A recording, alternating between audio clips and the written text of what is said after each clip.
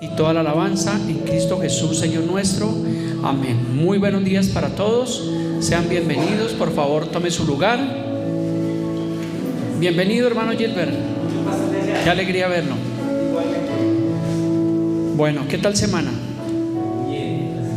Bueno, quiero comenzar la introducción a mi mensaje con una frase que fue muy popular estos días. ¿Cuál fue la frase más popular estos días? Uy, pero ¿cómo es que se la sabe, no? Menos mal que yo no fui el que la dije. Habemus Papa. El colegio cardenalicio eligió por la mayoría de votos a su nuevo pontífice romano, Robert Prevost, el Papa León XIV o León XIV. Así que el pueblo católico está realmente celebrando este acontecimiento. Más sin embargo, nosotros los creyentes cristianos, el pueblo evangélico de Dios o los protestantes, como nos llaman los católicos, no estamos de acuerdo con el pontificado romano según las escrituras. Es lo que dice realmente la palabra de Dios. Hace 15 días, recuerde que estábamos abarcando una exposición bíblica acerca del pontificado romano. Si usted no pudo venir, ahí está la repetición en las plataformas virtuales. Estábamos mirando acerca de lo que dice la Biblia y de lo que no dice la Biblia al respecto del pontificado romano. Explicamos algunos nombres que se le atribuyen al pontífice romano, como el Papa, el Obispo de Roma, el Santo Padre, que encontramos que esto no tiene asidero bíblico.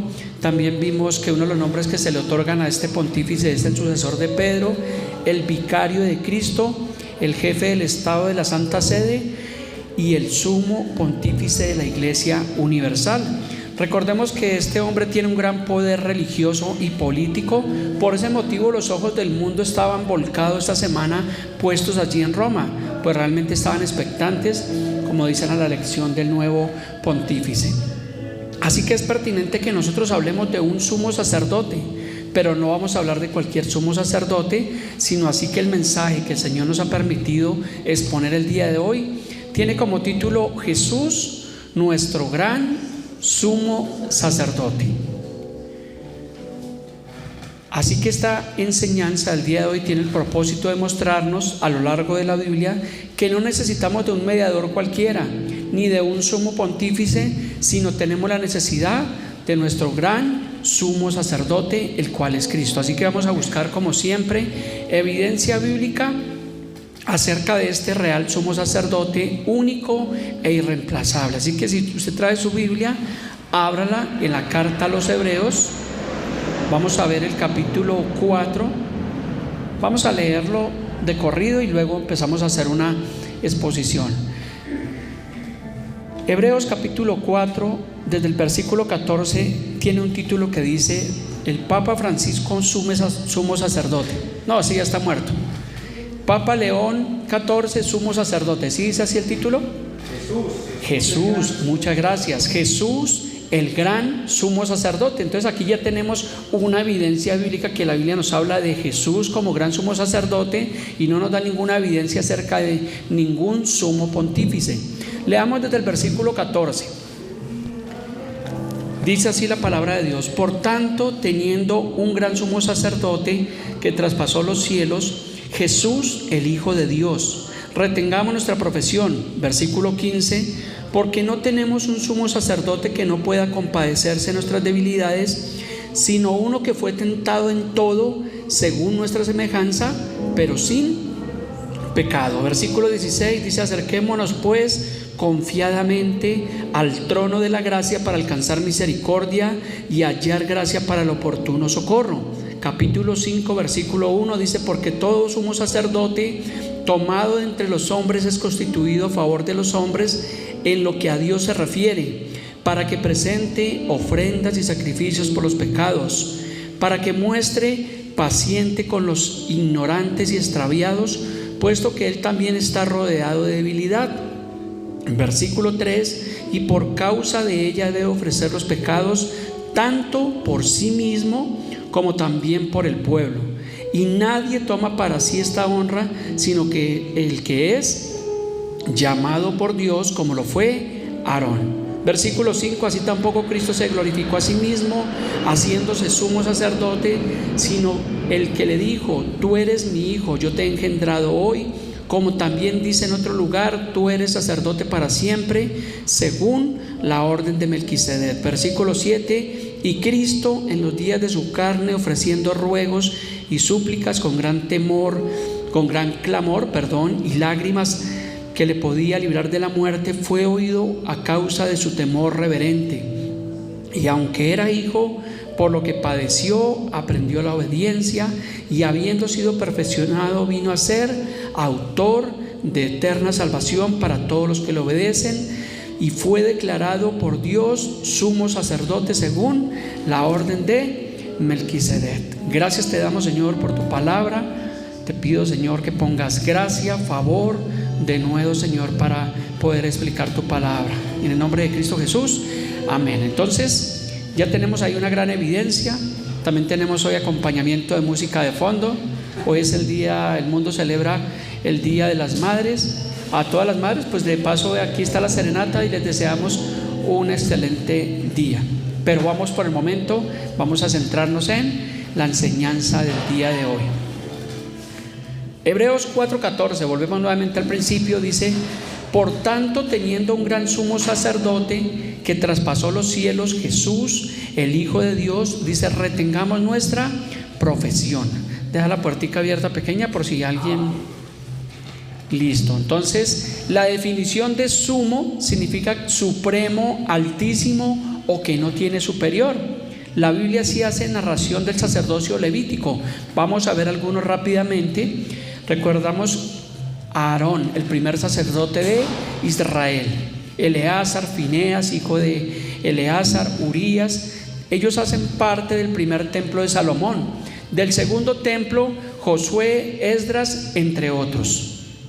Pero también la Biblia nos hace una narración del sumo sacerdote en los tiempos bíblicos de Jesús. ¿Recuerdan a Caifás, el sumo sacerdote judío durante el ministerio del Señor Jesús? Él fue un fuerte opositor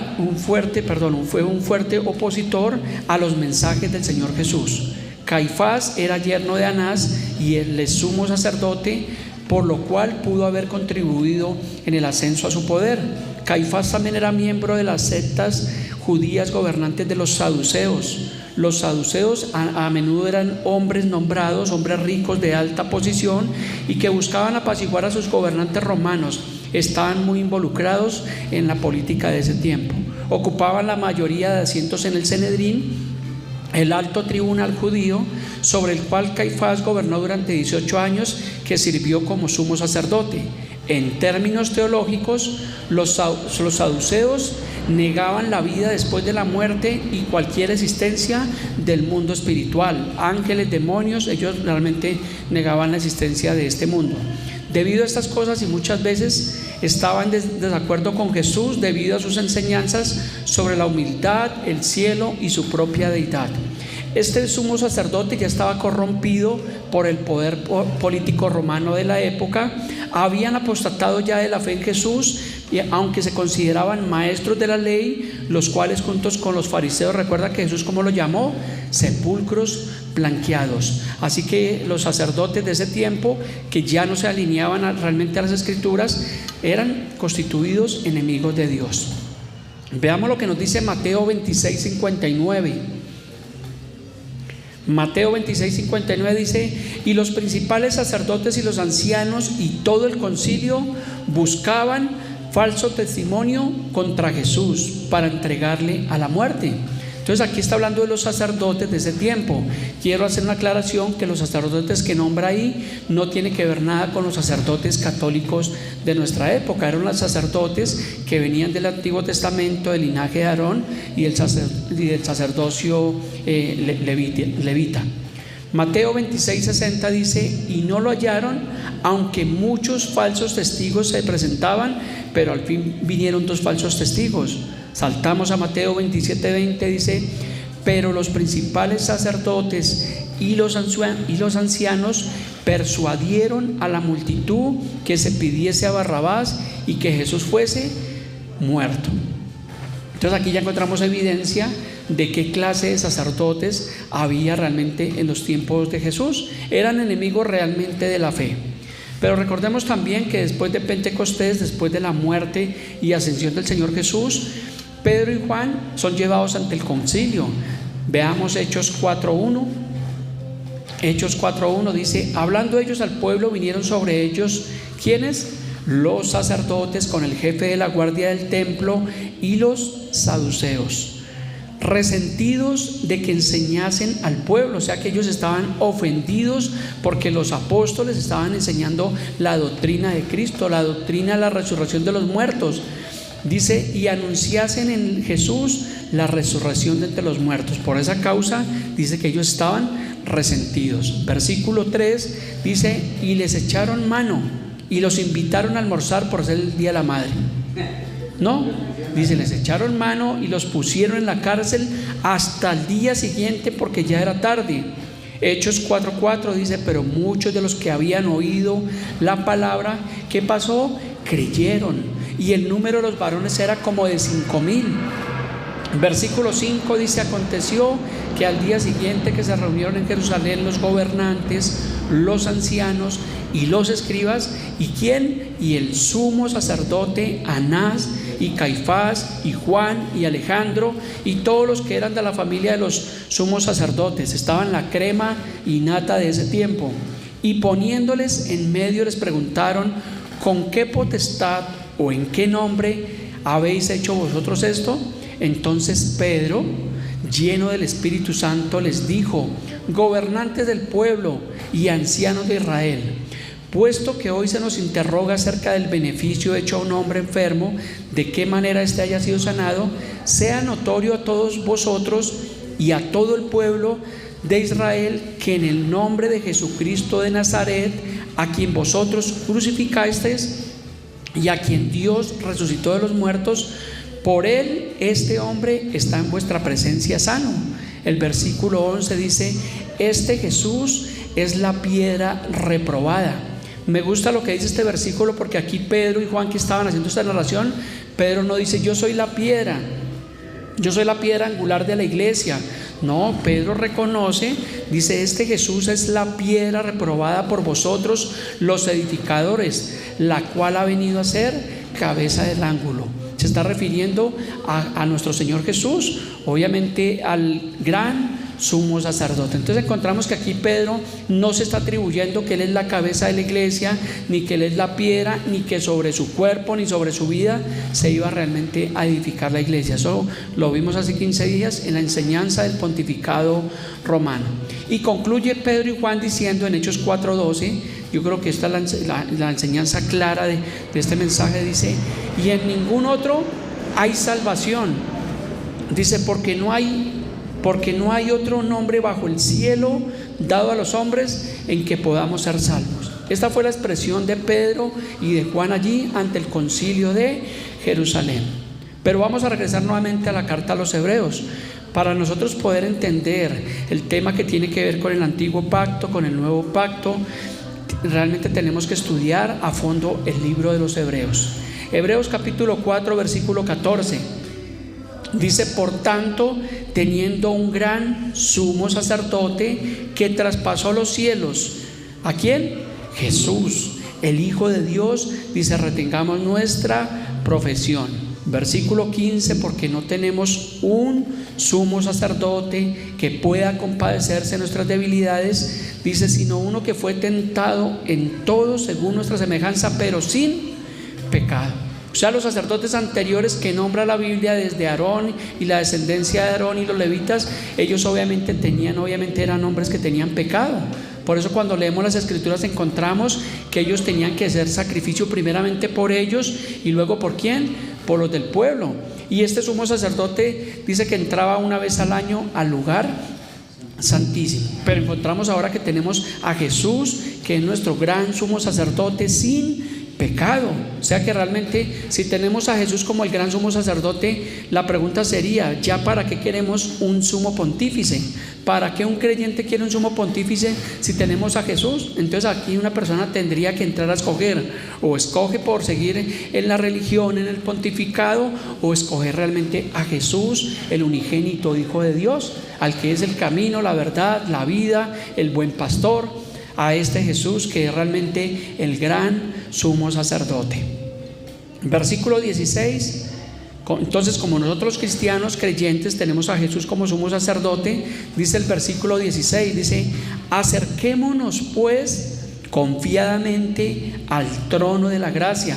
¿Para qué? Para alcanzar misericordia y hallar gracia para el oportuno socorro. Y me gusta esta frase que dice: acerquémonos pues confiadamente. La cuestión, el problema en ese tiempo es que las personas no se quieren acercar al trono de la gracia, quieren seguir haciendo todo por sus propios esfuerzos, por sus propios medios, buscando mediadores, buscando otros dioses, pero no van al trono de la gracia. Y si no van al trono de la gracia, pues no van a hallar esa oportuna ayuda o ese oportuno socorro.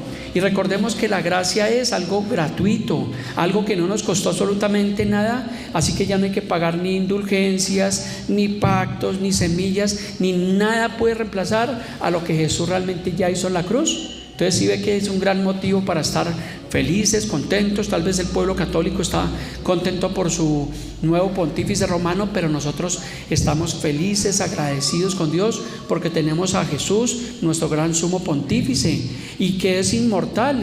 El papa que entró posiblemente pues en un par de años pues posiblemente también va a morir.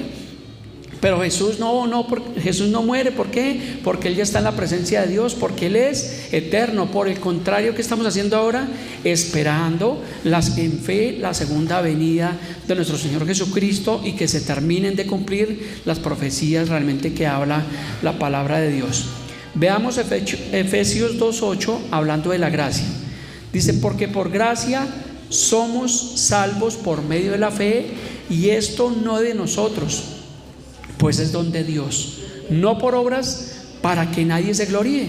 O sea que las personas que hacen su peregrinación, como veíamos en Semana Santa, en Monserrate, en los altares que hay en diferentes lugares, yendo allí a la Virgen de las Lajas y a la Iglesia del Divino Niño, y bueno, y todos esos altares de idolatría, pues realmente son obras que ya no los pueden justificar, mientras que nosotros en Cristo hemos sido justificados y hemos sido lavados por la sangre del Señor. Así que no tenemos necesidad ya en el nuevo pacto de un intermediario ni de un mortal sumo pontífice, sino de Jesús, el gran sumo sacerdote y único mediador de un nuevo pacto establecido sobre mejores promesas. Continuemos Hebreos 5:1. Hebreos 5:1: porque todo sumo sacerdote tomado de entre los hombres es constituido a favor de ¿quién? De los hombres, en lo que a Dios se refiere, para que presente ofrendas y sacrificios por los pecados. Hebreos capítulo 10, versículo 1.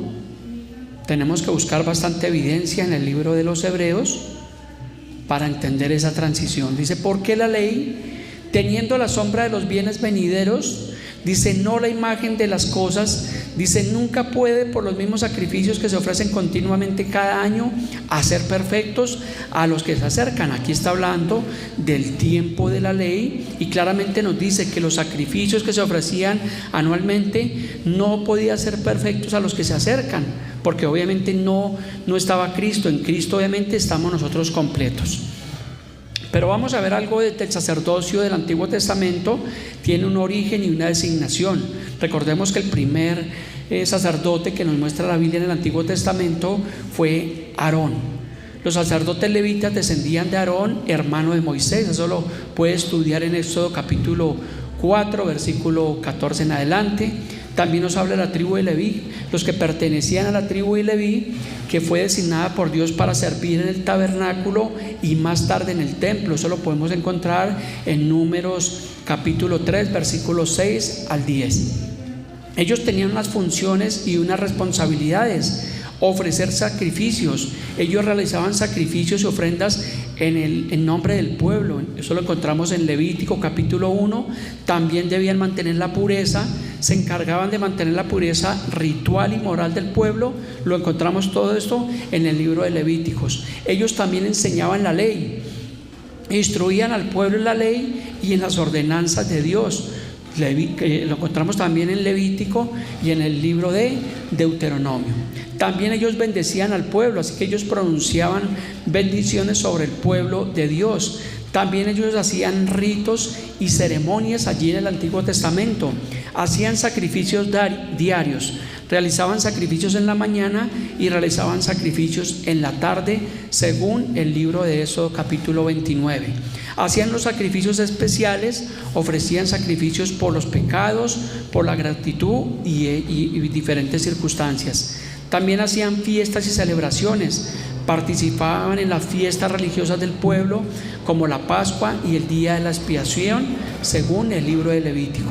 Entonces la importancia es que en ese tiempo ellos eran representantes de Dios, los sacerdotes representaban realmente al pueblo ante Dios, eran de cierta forma como mediadores, actuaban como mediadores entre el pueblo y ofrecían sacrificios y oraciones en el nombre del pueblo.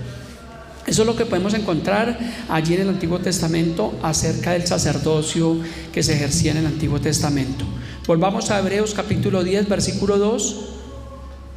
Hebreos 10, 2 dice: de otra manera cesarían de ofrecerse, pues los que tributan este culto limpios una vez no tendrían ya más conciencia del pecado.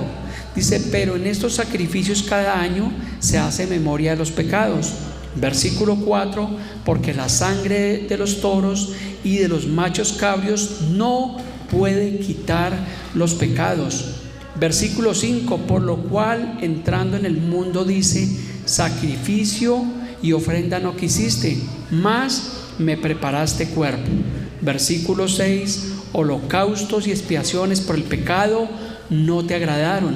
Entonces dije: he aquí vengo, oh Dios, para hacer tu voluntad, como en el rollo del libro que está escrito de mí. El versículo 8 dice, diciendo primero: sacrificio y ofrenda y holocaustos y expiaciones por el pecado no quisiste, ni te agradaron, las cuales cosas se ofrecen según la ley. Entonces encontramos aquí un recuento de lo que era el prototipo de la ley y que todo eso era sombra de lo que había de venir, lo cual es Cristo. Ya no necesitamos hacer sacrificios ni por la sangre de los machos cabríos, sino que por la sangre de Cristo, dice que una vez fuimos obviamente redimidos para siempre. Versículo 9 dice: y diciendo luego: he aquí que vengo, oh Dios, para hacer tu voluntad. Dice: quítalo primero para establecer esto último. En esa voluntad somos santificados mediante la ofrenda del cuerpo de Jesucristo, hecho una vez para siempre. Y ciertamente todo sacerdote está día tras día ministrando y ofreciendo muchas veces los mismos sacrificios que nunca pueden quitar los pecados. El versículo 12 ya nos trae luz. Dice: pero Cristo, habiendo ofrecido una vez para siempre un solo sacrificio por los pecados, se ha sentado a la diestra de Dios. O sea que en el Antiguo Testamento habían sacrificios por la mañana, por la tarde, una vez al año sacrificaban animales, pero dice el versículo 12 de Hebreos 10: pero Cristo, ofreciendo una vez para siempre un solo sacrificio perfecto, ahora se ha sentado a la diestra de Dios. Por eso es que el Señor ya no quiere sacrificios ni holocaustos. Ahora lo que el Señor requiere de vosotros, ¿qué es? Obediencia. Que vivamos realmente la vida de Dios, que vivamos realmente y de acuerdo a lo que dicen las Escrituras. Pero el problema es que las personas hoy en día están rechazando las Escrituras. Si hablamos con una persona católica y le mostramos un mensaje como este, le mostramos que aquí en Hebreos nos habla de Jesús como el sumo sacerdote, ellos pues no lo pueden entender, no lo pueden discernir, o simplemente rechazan las Escrituras. Por eso nos llaman protestantes, porque ellos no quieren realmente hacer caso a la palabra de Dios. Se guían obviamente por la religión y por la tradición, y tienen los ojos completamente vendados. Pero gracias al Señor, porque el Señor dijo que conoceríamos la verdad, y la verdad nos haría libres. La verdad nos hace libres del pecado, pero también realmente de las falsas enseñanzas. Versículo 13 dice: de ahí en adelante, esperando hasta que sus enemigos sean puestos por estrado de sus pies. Versículo 14 Dice, porque con una sola ofrenda, dice, hizo perfectos para siempre a los santificados. ¿De quién está hablando ahí?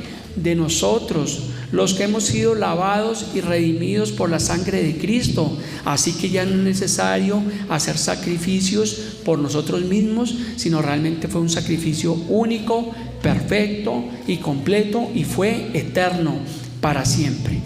Versículo 15 dice, y nos atestigua lo mismo el Espíritu Santo, porque después de haber dicho, este es el pacto que haré con ellos después de aquellos días, dice el Señor, pondré mis leyes en sus corazones y en sus mentes las escribiré. En el Antiguo Testamento, ¿a dónde estaban las leyes? En unas tablas de piedra, pero ahora ¿dónde están? En nuestros corazones, en nuestras mentes, por medio de la palabra de Dios. Y el versículo 17 dice, añade, y nunca más me acordaré de sus pecados y de sus transgresiones. Versículo 18, pues donde hay remisión de estos, no hay más ofrenda por el pecado. Así que, hermanos, hablando a los creyentes, teniendo libertad para entrar en el lugar santísimo por la sangre de nuestro Señor Jesucristo, por eso decía que nos acerquemos confiadamente al trono de la gracia. ¿Estamos entendiendo hasta este punto este mensaje?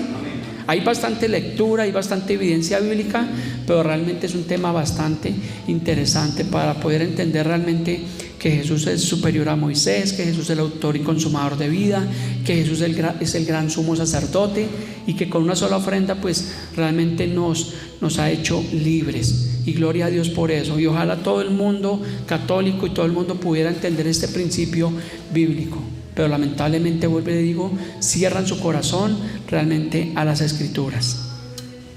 Hebreos 10:20 dice, por el camino nuevo y vivo que Él nos abrió a través del velo, esto es, su carne. Recordemos que cuando Cristo murió, ese día que pasó, que el velo del templo se partió, se rasgó en dos, quedó expuesta a la presencia de Dios. ¿Y qué pasó? Que siguieron ministrando allí los sacerdotes, pero esto aconteció hasta el año 70 después de Cristo, que fue destruido el segundo templo. Y ya luego cesaron los sacrificios, cesaron obviamente todo esto que se hacía en el templo, porque hasta el día de hoy no está construido ese templo. O sea que los sacerdotes en este tiempo, digamos que ya no tienen una vigencia bíblica, porque obviamente lo que el Señor instituyó ya en el Nuevo Testamento, según Efesios 4:11, que fue pastores, evangelistas y maestros. Es lo que tenemos realmente hoy en día por la palabra de Dios. Versículo 21 de Hebreos 10 dice, y teniendo un gran sacerdote sobre la casa de Dios, acerquémonos con corazón sincero, en plena certidumbre de fe, purificados los corazones de mala conciencia y lavados los cuerpos con agua pura. Versículo 23, mantengámonos como firmes, sin fluctuar, sin volver atrás, porque realmente eso es lo que nosotros tenemos que hacer ahora, mantenernos firmes, sin fluctuar, realmente por la palabra de Dios, perseverando.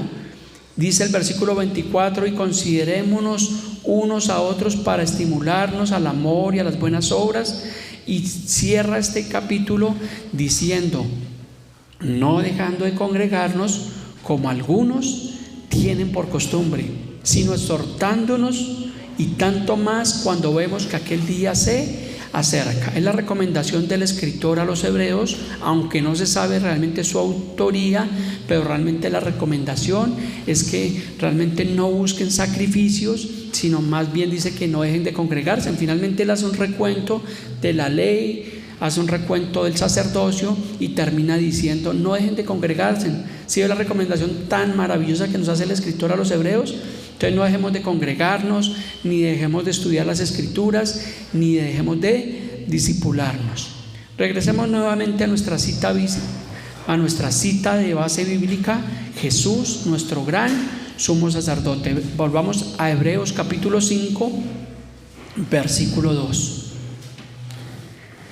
Dice así, para que se muestre paciente con los ignorantes y extraviados, puesto que Él también está rodeado de debilidad, y por causa de ello debe ofrecer por los pecados tanto por sí mismo como también por el pueblo.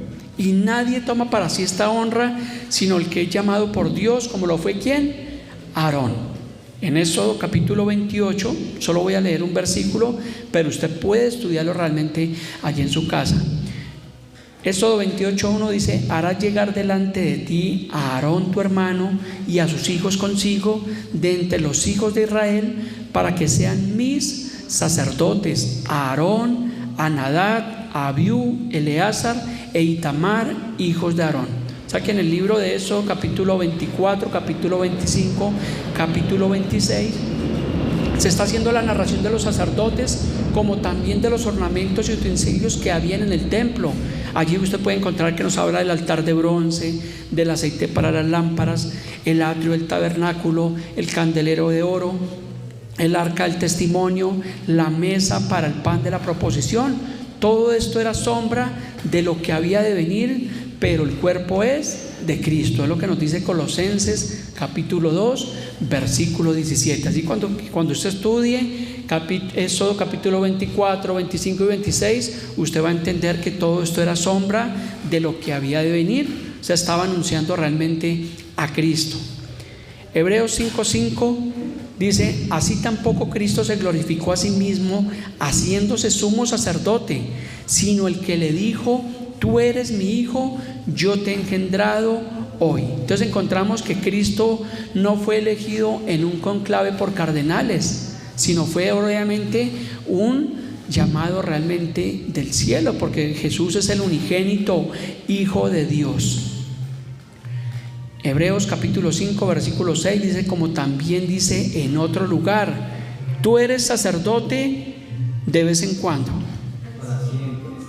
Tú eres sacerdote para siempre, según el orden de Melquisedec. Si usted quiere saber de Melquisedec, también lo puede encontrar aquí en Hebreos capítulo 7, nos habla del sacerdocio de Melquisedec.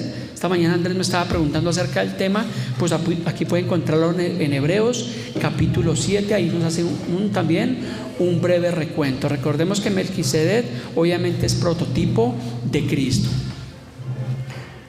Versículo 7: y Cristo en los días de su carne, ofreciendo ruegos y súplicas con gran clamor y lágrimas al que le podía librar de la muerte, fue oído a causa de su temor reverente, y aunque era hijo, por lo cual padeció, aprendió la obediencia. La palabra dice que Cristo fue obediente hasta la muerte, y muerte de cruz. Versículo 9 nos dice: y habiendo sido perfeccionado, vino a ser autor de eterna salvación para todos los que le obedecen. Así que Cristo es el único autor de eterna salvación, no León XIV, no ni el Papa Francisco, ni León XIII, ni los pontificados que vengan. Únicamente Cristo es el autor de eterna salvación. Por esta causa y por esta razón bíblica es que nosotros los creyentes no estamos de acuerdo con el pontificado romano. Es respetable por los católicos, pero realmente siempre nosotros vamos a buscar evidencia en las Escrituras. Hebreos 5:10 dice: y fue declarado por Dios sumo sacerdote según el orden de Melquisedec. Los pontífices romanos son realmente declarados realmente por un colegio cardenalicio, no por Dios, pero realmente vemos que Jesús fue declarado por Dios. Entonces realmente creo que tenemos bastante evidencia bíblica en las Escrituras para darnos cuenta que Jesús es nuestro gran sumo sacerdote. ¿Y qué nos lleva a esto? A que nosotros tenemos que estudiar siempre las Escrituras, la palabra de Dios, no vivir realmente por la tradición, no vivir por la religión, sino realmente vivir por la palabra de Dios. Y por eso yo me gozo en llamarme cristiano, porque el ser cristiano me permite el poder estudiar las Escrituras, lo que no hacíamos cuando practicábamos la religión católica. O si yo le pregunto a usted, cuando era católico en otro tiempo, ¿usted estudiaba las Escrituras? ¿O en la iglesia le enseñaban realmente las Escrituras? No, lo que enseñan ellos muy poco es por conveniencia. Pero como sabemos que la Iglesia Católica por las Escrituras es una doctrina incorrecta, una falsa doctrina. Entonces, ¿qué pasa? Que ellos tratan de tomar, de acuerdo obviamente a las escrituras, y decir, mire, esto es real.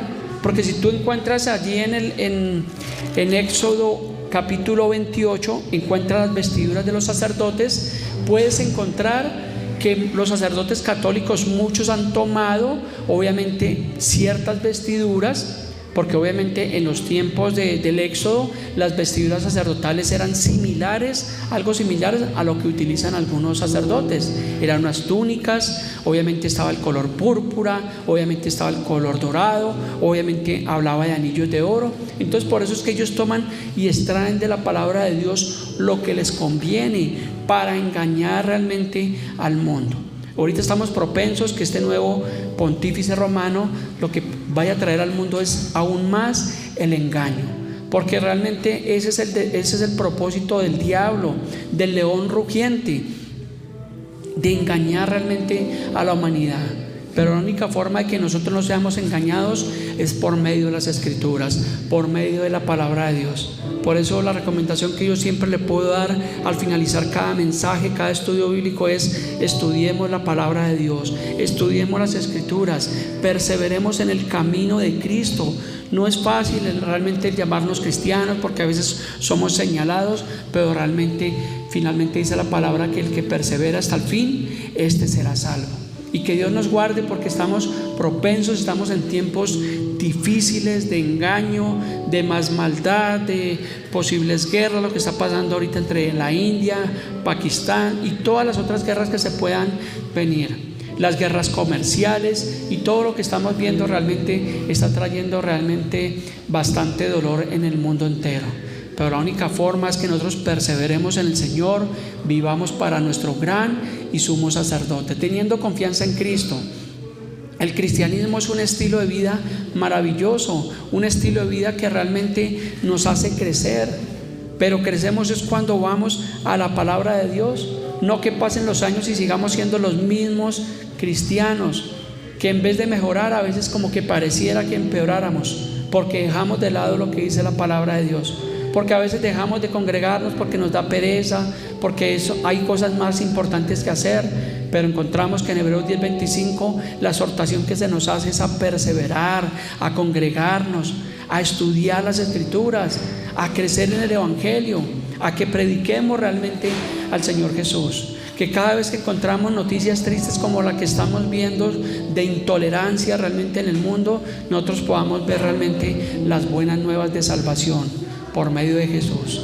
Así que, mis amados hermanos, esto es un corto pero sustancioso mensaje. Recuerde que no seamos oidores, sino hacedores de la palabra de Dios. Vivamos por fe, porque el justo por la fe vivirá. Póngase sobre sus pies. Vamos a concluir en oración de agradecimiento a nuestro Dios en esta mañana y por este precioso día que nos ha permitido.